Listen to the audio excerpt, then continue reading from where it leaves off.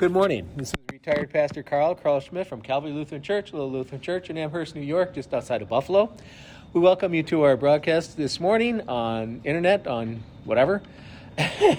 For this, the fourth Sunday of Easter, April 26th of 2026. And the text that's prescribed is from the Gospel of John, the 16th chapter, beginning at verse 16, running through verse 22. Jesus is speaking here.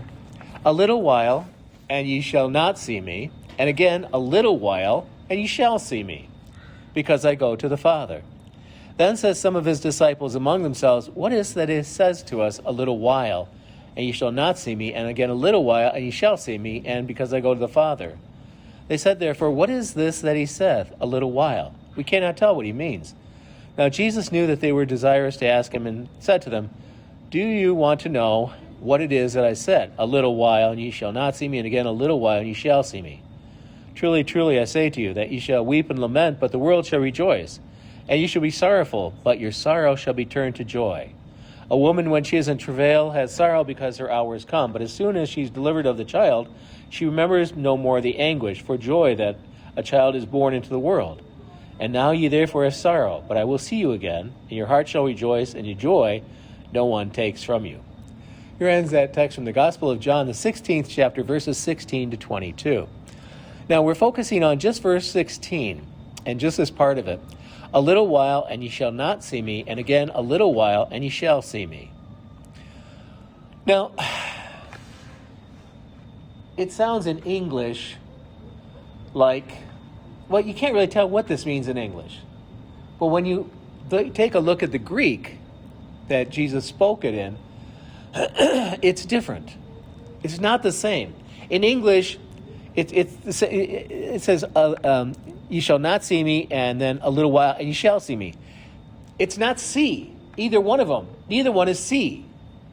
The one is, the first one is to be a spectator. And it literally says to be a spectator. It does not say see. See is blepo in Greek. And this is not a root, it's not part of it, it's not anything of it, it's entirely different. It's theoreo. Theoreo is just a spectator, like in sports. Like we have, this is Buffalo, and we've got all kinds of sports here. And the thing about being a spectator is you're not allowed to run down on the field, are you? They frown on that. Then they'll give you a ticket, drag you out of the stadium, and ban you from coming back. Because spectators are not allowed to participate in what's going on. That's always been a thing. The Greeks had the same games. They go back thousands of years, even before the Greeks. People played games in different civilizations, going back as far as any civilizations ever existed. People relieve stress and have fun by playing games, even adults. And that's where you get spectators. There have always been spectators. Okay. So the first word is spectator, not see. And the second word, to see, is actually to observe with your eyes. We get the word ophthalmologist from the root of this.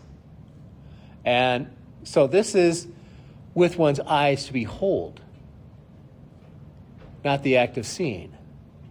So what Jesus is saying here is what exactly? And what's this little while? And that's not really what he's saying. He's using the colloquialism.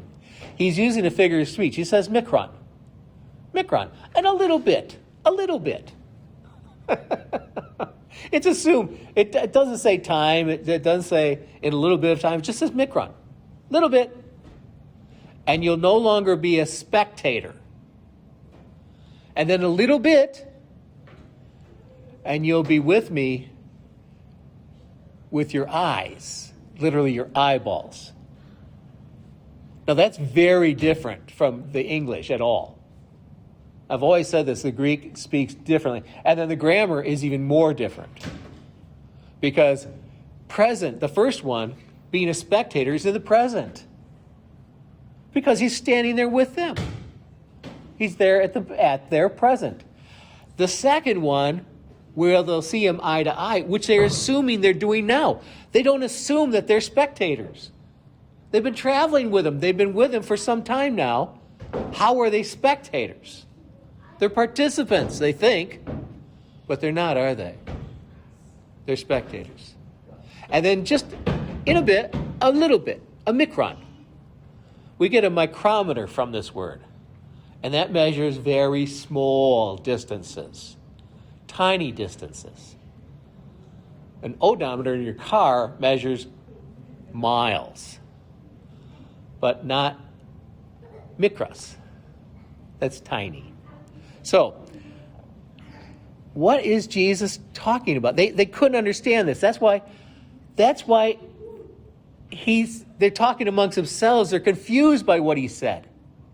He's calling them spectators now? How are they spectators? They think they're students, if anything, under a rabbi. That's what they call them. They call him rabbi. Everyone calls him rabbi. Rabboni. Even the women called him Rabboni. Even Mary called him Rabboni. Teacher. So they figure they're students.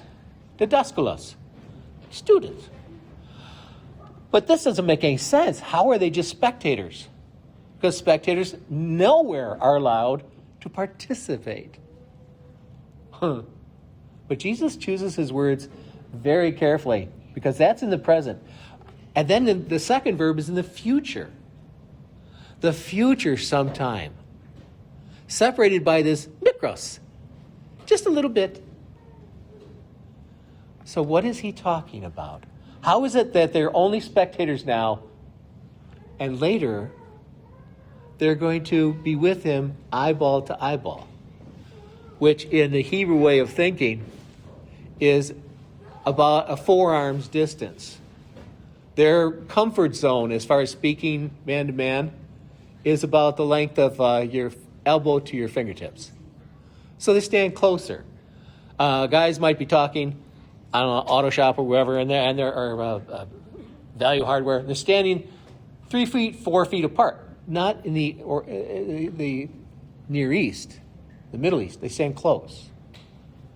So you're literally eye to eye. So how is it that they're only spectators, even though they've been traveling, eating, camping, whatever? Well, what Jesus has been doing is anything other than something they can participate in. They don't know really what's going on. They are literally only spectators, and they're not meant to participate. God never asked them to participate. He just said to be eyewitnesses, martureo, to eyewitness, to testify after, like in a court case. Only an eyewitness can testify, and even then, it's suspect to what they actually saw. When did you blink? When did you turn your head? When did you breathe? What did you miss?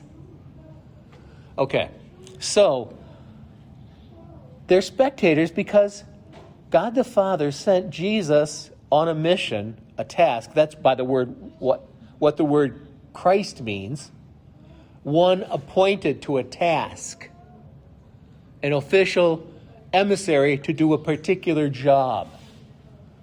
Not just a general errand boy. So Christos, or Christ, also Mashiach, or Messiah. Same word, just in the Hebrew. Same word. It literally means an emissary of someone. That's what Jesus is. The Father sent him to do a job. One that, even today, I don't understand. I really don't understand it. He sent him to come here to be one of us, to not to just hang out with the crew, but to get down and dirty. Not that he would sin, but he would hang around with us filth, us trash. Now you might think I'm being too harsh.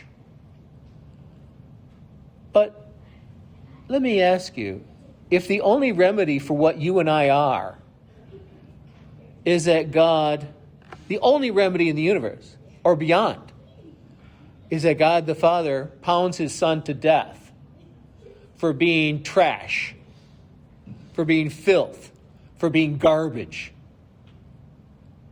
and then asks him to die, then what is it you've done? What is it that you're not? See, it's not just what you've done or haven't done. The confessions of the sin in the hymnal makes light of the whole thing, I think, at least in my opinion. It goes way too easy on us. Most merciful God, we confess that we are by nature sinful and unclean. We have sinned against you in thought, word, and deed, by what we have done, by what we have left undone. We've not loved you with our whole heart. We've not loved our neighbors as ourselves, blah, blah, blah. It sounds like we just didn't try hard enough. You're not the kind of creature, I'm not the kind of creature that's even eligible to try. When God gave the 10 Commandments with Moses to his people, it wasn't so that they could do better. He only gave it to them to condemn them. There was no, as St. Paul said, no path to life is in the law. There is no law that leads to life. He says in the New Testament, there is no law that leads to life. None! There never was. It's only like, you're idiots. He only gave it to them as late as Moses, whenever that exactly was, because by then they were just complete idiots. And we haven't changed. We haven't got worse or better. We're still complete idiots. And we're incapable of doing whatever it is that God considers good. We're not creatures that are even eligible to try. It's not like try harder, do better, do well. Ha! That's like telling a dog to learn Shakespeare. Good luck. Good luck. To be woof or not to be woof. You're not even going to get that. You're not. Why? It's a dog. You only expect out of a dog certain things. They poop in the yard? Yeah. They make a mess in the house? Yeah. They chew up pillow? Yeah. That's what you expect from a dog. But you're not going to get Shakespeare from a dog. You're just not. You ever seen a dog do Othello? It's a really lousy Othello. So why did he even give us a law? It was just to shame us. He gave the law to idiots to point out to idiots that they were idiots. And by the way, how did that go when Moses came down from the mountain? By the time he came down from the mountain, what were they doing? They were drunk on their butts. They were worshiping a golden calf. And even Moses' own family helped them make the calf. Oh, it's going real well. At that point, Moses wanted to kill them all anyway. Hey, God, I got an idea. Let's kill them all. Start over. You can make new ones. That was his suggestion, by the way. Kill them all, make new ones. They're obviously not worth a bloody anything. Okay, so in that environment, the Father sends his Son to do something I don't understand. He is treated by his Father as the worst of us all, with the guilt of us all on him. This is what Isaiah paints. He paints him as a lamb that goes forth to slaughter because he is the dirtiest, filthiest of us all. And not just by degrees. That's what I understand. And then the Father beats the hell out of him for hours while he's nailed to a cross. Like, that's a bunch of fun. But that wasn't why Jesus said, Dad, I don't want to do this. Huh, Dad, you listening? Don't want to do this. Crickets. Third time, Dad, let's not do this. Crickets. Crud. All right, if we're going to do this, let's do this. And then Judas and his pals show up. You see, he called them spectators. Spectators. Theoreo. Oh, for a reason. Because they weren't allowed to participate. They couldn't help. What he did alone. Just like we're not allowed to help. For all those people who think that their salvation in some way depends on them being somewhat deserving, you got that wrong. Just shove baloney up your nose on that one. Try again. I'm a Christian, now I need to be better. And then God will accept, shove more baloney up your nose. Got that one wrong too, idiot. No, we end the same. In the meantime, being one of God's children, hopefully, we learn a little kindness, mercy, and peace, and share those amongst each other. Hopefully, but we don't. Churches have often been known as a place of and I've done this for 40 years. They're not wrong. 40 years, I know. And so the whole thing. And Jesus says, you're going to be spectators a little while longer. This is almost over. Because the cross was coming. And then, Mikron, in a little tiny bit, they would see him eyeball to eyeball.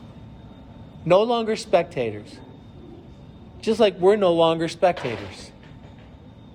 We're living with God, just like the disciples did after the resurrection. We're after the resurrection. We're living the same way. And St. Paul says, and when we die, we will see him prosopon ton prosopon. Face to face. Remember, elbow to fingertips. And Jesus will go, hey dude, another pizza? Yeah. And where did you get that beer? You know, Jesus is into beer and wine. I mean, look at the Last Supper. He made gallons and gallons of the stuff. Right? Oh, poor man's wedding. You can't skimp on the booze. So he made sure that they didn't. Saved them from a massive social faux pas. So this is the beauty of this.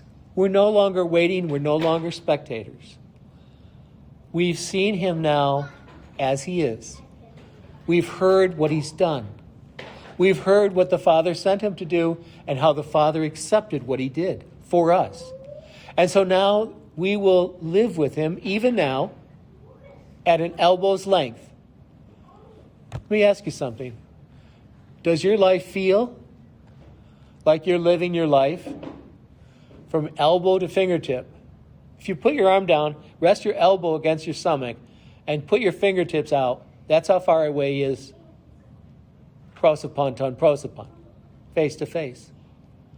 Do you feel in your life like that's how far Jesus is with you? Or you think you just have to wait till you die? He lives every day with you. All the time. That's why Peter called him Epistata. Hey, boss. He's still our boss. Until we see him in heaven. In Jesus' name. Amen.